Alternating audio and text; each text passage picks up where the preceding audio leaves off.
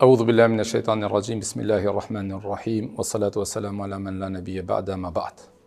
Hamdi takon Allahu subhanahu wa ta'ala. Salatu dhe salamu të kofshim i dërgumin e tij, Muhammedin sallallahu alaihi wasallam, familjen e tij dhe mbi gjithë ata të cilët e ndjekën dhe pasojnë deri në ditën e gjykimit. Lutë Allahun azza wa jall me emrat e tij të bukur dhe me cilësitë e tij të mira që Allahu subhanahu wa ta'ala neve dhe juve të na bashkon në xhennetul firdaus. Allahumma amin. Vëllezër të dashur, dhuntit e Allahut subhanahu wa ta'ala, të mirët e Allahut subhanahu wa ta'ala që jep njeriut dhe besimtarve janë të panumërta. Andaj edhe Allahu subhanahu wa ta'ala tha: "Wa in ta'uddu ni'matallahi la tuhsuha." Nëse i numëroni dhuntit e Allahut, asnjëherë nuk do të dilni në përfundim. Pra nuk ekziston numër, nuk ekzistojnë lapsa dhe as fletore që mund të shkruajnë nimetet dhuntit e Allahut subhanahu wa ta'ala që jep njeriut. Dhuntia më e madhe që Allahu subhanahu wa ta'ala jep njeriu është Islami. Pra të lind prej nana dhe babe musliman, apo të udhëzohet në dinin e Allahut në Islam. Kjo dhuntie është kulmi i çdo dhuntie dhe dhuntia më e mirë dhe begatia më e madhe që Allahu mund ta begaton një njeri. Pra, alhamdulillahi rabbil alamin që jemi musliman dhe besimtar dhe kemi arrit këtë muaj të bekuar të Ramazanit, të shijojmë të mirat dhe mëshirën e Allahut në këtë ditë të bekuar. Dhuntia e dytë, apo prej dhuntieve më të mëdha që Allahu subhanahu wa taala jep njeriu, është epiteti apo titulli apo emri baba dhe nën. Pra nuk ka dhunti më të madhe që Allahu subhanahu wa taala mund ta gëzon njeriu pas Islamit se sa t'ia jep emrin bab apo nën. Pra t'i jep fëmijë, ta gëzon me evlat. E vëllezër të dashur, pasi që evladi është dhunti dhe nimet, jetën kohë është amanet dhe përgjithësi. Pra, se cili prej neve do ka përgjithësi, para Allahut subhanahu wa ta'ala se si do ta trajton këtë dhuratë të Allahut subhanahu wa ta'ala që ja dha. A do ta edukon në formën e duhur dhe të mirë, apo do ta anashkalon. Andaj jo rastisht pejgamberi sallallahu alaihi wasallam tha: "Kullukum ra'in wa kullukum mas'ulun an ra'iyatihi." Tha: ju njerëz, secili prej juve është përgjithës dhe do t'jep llogari para Allahut subhanahu wa taala për përgjithësinë të cilën e ka. Andaj prindrit, baba dhe nona kanë përgjithësi për evladin, për fëmijën e vet. Andaj edhe do t'japin llogari para Allahut subhanahu wa taala se si e kanë trajtuar këtë fëmijë. A e kanë edukuar apo jo? Vëllezër të dashur, fëmia është një fletë e bardhë ku prindrit do të shkruajnë në atë fletë. E më pas, fëmia në të ardhmen do të lexon prej asaj flete. Me një fjalë, fëmia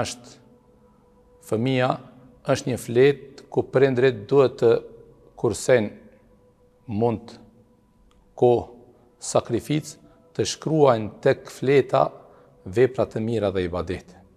Andaj rastisht pejgamberi sallallahu alaihi wasallam në një hadith na tha: çdo fëmijë lindet në natyrën e tij të pastërt. E prindrit e bajnë. E kjo na jep me kuptu se me të vërtet prindrit kanë detyrime, obligime, vaxhibe dhe farze ndaj evladit vet, që ta edukojnë në formën më të mirë, ashtu siç Allahu subhanahu wa taala është razi. Vëllezër të dashur, sa është fëmia i vogël, e ndëgjon zërin e babës dhe nanës, gjithsesi të prindërve. Sa është fëmia i vogël, fëmijës mund të dëgjon dhe zemra e tij rreh për prindrit e tij. E kur të rritet, sado që ti folish, sado që të vikatësh, veshët e tij nuk dëgjojnë, nga se bota për rreth viket dhe e ka zërin më të ngritur. Andaj vëllezër dashur, këtë muaj të bekuar, edhe çdo ditë jashtë këtij muaji të bekuar, kemi detyrime dhe obligime që fëmijët tonë t'i edukojmë në frymën e Allahut subhanahu wa taala, t'i edukojmë në frymën e Islam. Andaj vëllezër të dashur, do ta kemi parasysh se Allahu subhanahu wa taala na tërheq vërtetën dhe na thot: "Ku anfusakum wa ahlikum nara." O ju të cilët keni besuar Allah, o ju të cilët that la ilaha illallah Muhammedur Rasulullah, shpëtoni vetvetet e juve. Ama vetëm vetvetet e juve, as se dhe familjet e juve prej zjarmit të xhenemit. Pra e kemi obligim që ta shpëtojmë vetveten e më pas familjen tonë, gjithsesi bashkëshortën dhe fëmijët e tonë prej zjarmit të xhenemit, që t'i edukojmë në atë formë siç na ka urdhëruar Allahu dhe pejgamberi sallallahu alajhi wasallam, e atëherë kur do të kemi nevojë për to, ato do të jenë në çastet më të vështira tona, do të jenë afër neve në momentet e duhura. Vëllezër të dashur, duhet ta dimë se edukimi i fëmisë nuk të sjell të mira vetëm në këtë botë, po të sjell edhe në botën e ahiretit, të sjell edhe në botën pas vdekjes. Duhet ta dimë një send, se çdo lidhje me vdekjen e personit, pkutet, përveç se një lidhje, edhe ajo lidhje është lidhja prindër e vllad apo e vllad dhe prindër. Vëllezër të dashur, me vdekjen e njerijut, çdo lidhje pkutet, pra regjistrin e tij nuk regjistrohet asnjë vepër me të afërmit e vet, përveç se veprat e fëmijëve të vet. E pejgamberi sallallahu alaihi wasallam tha: "Idha mata ibnu Adam", nëse vdes i biri i Ademit, i pkutet, i mshelet fletorja, para regjistrin e tij nuk shkruhet asnjë vepër e mirë, përveç se nëse kalon një vllad të hajrit i cili do të bën dua. Pra momentin kur dalsh prej kësaj bote, fëmia jot nuk ka me të harruar në lutjet e tina, nuk ka me të harruar në duat e tyre.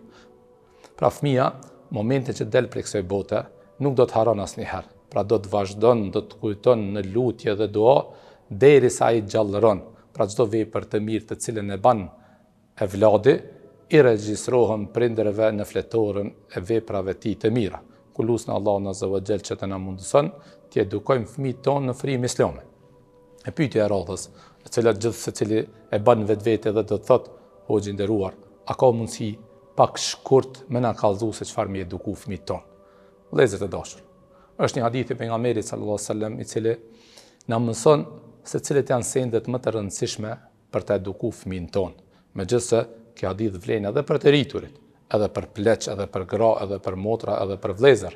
Mirë po, e kam pa të udhës që ta ceki, tjetë një farë yrneku, një farë plan programi, se çfarë duhet t'i japë një rëndësi më shumë në edukimin e fëmijëve. Erdhi një njeri te pejgamberi sallallahu alaihi wasallam dhe i tha: "Ausini", tha: "I dërguari i Allahut më këshilla." E pejgamberi sallallahu alaihi wasallam i tha: "Atëherë pas i lip këshillën dëgjoj." Tha: "Ittaqillaha haythu ma kunt." Tha: "Ki frikë Allahun, ki dro Allahun kudo që t'jesh." Pra gjithmonë ta kesh parasysh se Allahu subhanahu wa taala të sheh. Allahu subhanahu wa taala të shiqon veprat e tuaja, regjistrohen në regjistër dhe se një ditë do të dalsh para Allahut subhanahu wa taala. Pra sendin e parë që duhet ta edukojmë fëmijën tonë dhe t'ia mësojmë përderisa kemi mundësi të regjistrojmë në fletoren apo në faqen e bardhë, në mendjen e tij që ende nuk është ndikuar prej rrethit, është që ta mësojmë që fëmijën tonë të lidhet me Allahun subhanahu wa taala. Pra, ta mësojmë se kush është Allahu subhanahu wa taala. Ti flasmi fëmijëve tonë për Allahun subhanahu wa taala. Ti flasmi fëmijëve tonë për emrat e bukur të Allahut subhanahu wa taala. Ti flasmi fëmijëve tonë për cilësitë e mira të Allahut subhanahu wa taala. Ti tregojmë se kush është Allahu. Ta mësojmë fëmijën tonë se çfarë don Allahu, çfarë urren Allahu, me çfarë afrohemi tek Allahu dhe me çfarë cilat janë veprat të cilët Allahu i urren, apo me çfarë vepra largohemi prej mëshirës dhe rahmetit Allahut. E po që se arrim këtë sukses, ta edukojmë fëmijën tonë dhe zemrën e tij ta lidhmi me Allahun subhanahu wa taala. Në çdo lëvizje të tij ta ketë parasysh se Allahu subhanahu wa taala e sheh. Ta ketë parasysh se Allahu e mëshiron, ta ndjen shpirtërisht se Allahu e ndon dhe Allahu e ndihmon dhe Allahu nuk e haron. Atëherë vëllezër të dashur, këtë fëmijë e kemi lidh me Allahun subhanahu wa taala, e siç ka thonë selefi, me atë njeri që është Allahu subhanahu wa taala me të, ai nuk njeh disfat, nuk njeh humbje, nuk njeh dështim, nuk njeh asgjë. Po ai fëmijë është i prirur për sukses. Ai fëmijë është i prirur që të jetë udhëhec dhe të jetë udhëzues dhe i bereqetshëm atje ku të jesh. Pra vëllezër dashur, sendin e parë që duhet ta edukojmë fëmijën tonë është ta njoftojmë me Allahun. Ti kallëzojmë për Allahun, ta mësojmë për Allahun. Andaj, nëse e arrim këtë, kemi arrit një punë të madhe që kemi bën ndaj evladit tonë. E sendin e dytë cili është, tha: "Ittaqillaha haythu ma kunt wa adbi as-sayyi'ata hasanatan tamhuha." Edhe tha sendin e dytë që e këshilloi pejgamberi sallallahu alajhi wasallam këtë shok, edhe na këshilloi neve fillimisht atë shok dhe gjithë besimtarët, mirë po është një udhë e mirë për edukim, tha: "Pas çdo gjunohi, bane një vepër të mirë, e kjo vepër e mirë do ta shlinë gjunohën." Sikur që don me na bë me dije se fëmijët e tonë duhet të edukojmë dhe të mësojmë se njeriu është gabimtar, njeriu mund të gabon, njeriu njëherë mund të dështon, ama asnjëherë nuk duhet të hekim dorë prej synimit ton, prej kënaqësive tona, prej asaj të cilën Allahu na ka urdhëruar.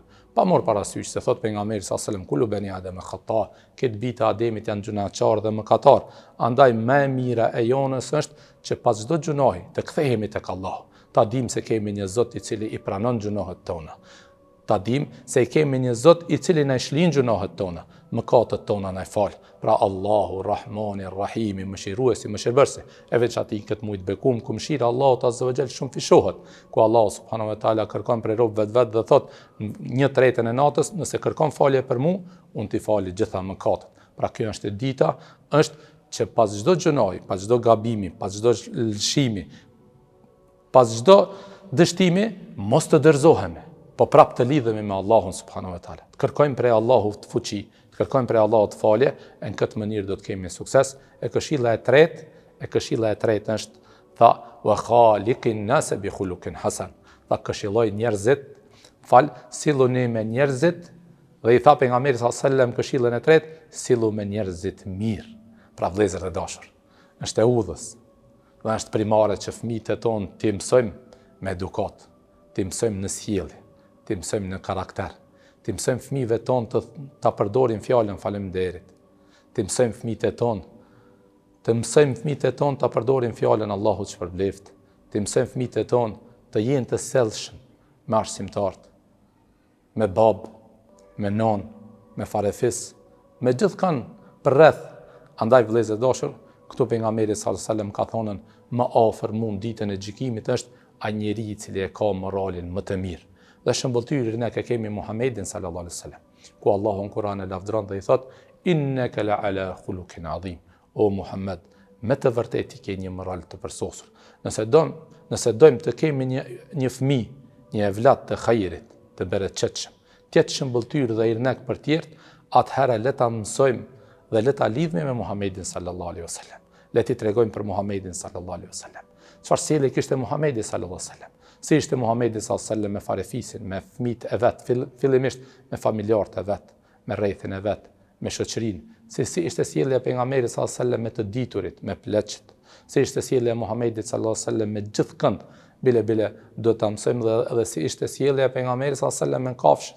Si ishte sjellja e pejgamberit sallallahu alaihi wasallam me rrethin, në të cilën jetoj, me natyrën, cilët ishin këshillat e pejgamberit sallallahu alaihi wasallam mbi çdo send. Në këtë mënyrë nëse arrim këtë qëllim, që fëmin ton të edukojmë me moral të lartë, e kemi arrit suksesin. Vëllezër të dashur, për fund, dijeni se gjithë Islami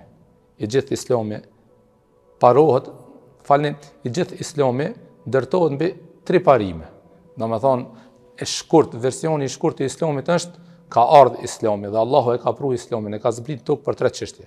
Fillimisht, ti ndërton raportet e njeriut me Allahun.